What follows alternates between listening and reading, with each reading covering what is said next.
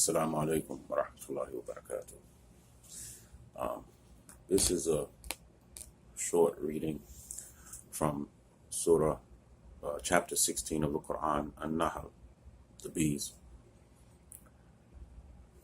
In the name of Allah, most gracious, most merciful. Inevitably cometh to pass the command of Allah. Seek ye not then to hasten it. Glory to Him, and far is He above having the partners they ascribe to Him. He doth send down His angels with inspiration of His command to such of His servants as He pleaseth, saying, Warn man that there is no God but I, so do your duty unto me. He has created the heavens and the earth for just ends. Far is He above having the partners they ascribe to Him. He has created man from a sperm drop, and behold, the same man becomes an open disputer. And cattle He has created for you men.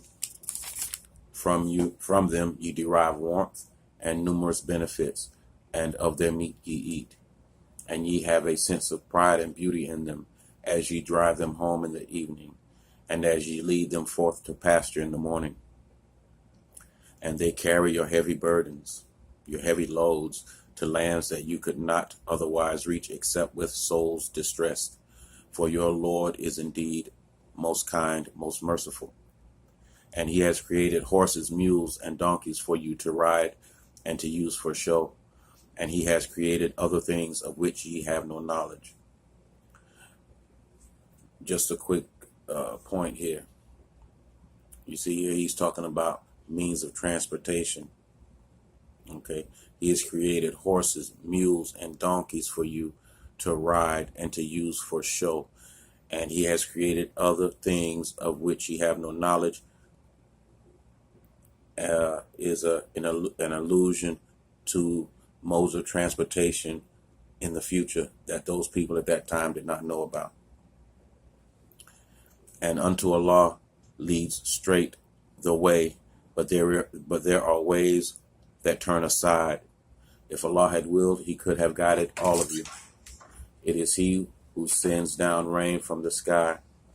From it ye drink, and out of it grows the vegetation on which ye feed your cattle. With it He produces for you corn, olives, date palms, grapes, and every kind of fruit. Verily, in this is a sign for those who give thought. He has made subject to you the night and the day, the sun and the moon. The stars are in subjection by His command. Verily, in this are signs for men who are wise. And the things on this earth which He has multiplied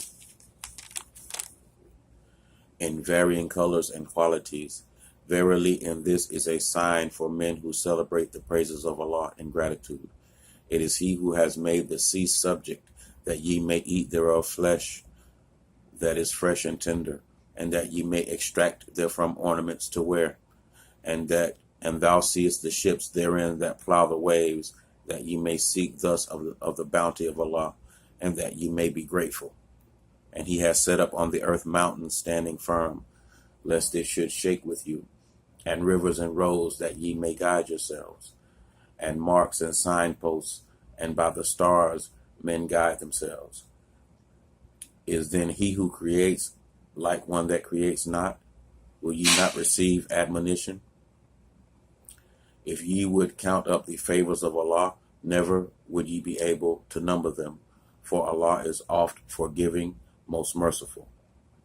And Allah doth know what ye reveal and what ye conceal, and what ye reveal. Those whom they invoke besides Allah create nothing, and are themselves created. They are things dead, lifeless, nor do they know when they will be raised up. Your God is one God. As to those who believe not in the hereafter, their hearts refuse to know, and they are arrogant. Undoubtedly, Allah doth know what they conceal and what they reveal.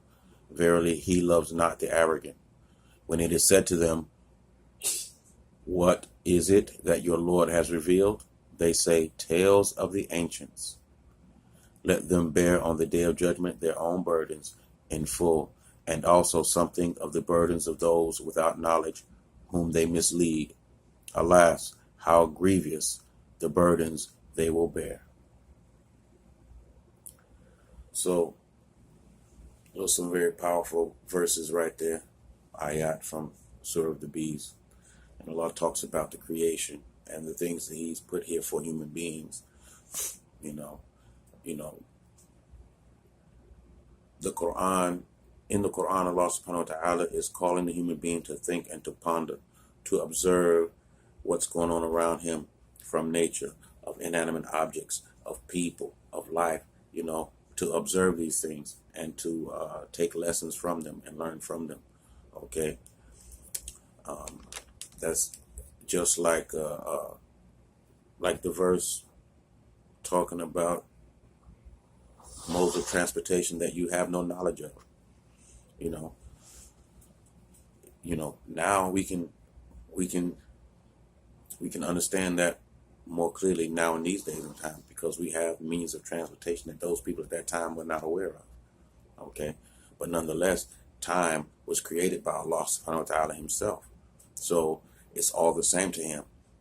He knows the future, He knows the past, and everything that takes place in between. The time is irrelevant to Him. Time is relevant to us, okay, but not to Allah, because He's not bound by time. He's not bound by the laws of time or gravity or anything else. You see, but He also talks about means of seeking livelihood. Okay, fishing, agriculture. These are things that we as humans. These things are open to us. He talks about means of transport, like infrastructure, as far as means of transportation, like people using the stars to guide them, whether on land or sea, or rivers or signposts and roads. These are all things that the human being has to ponder over.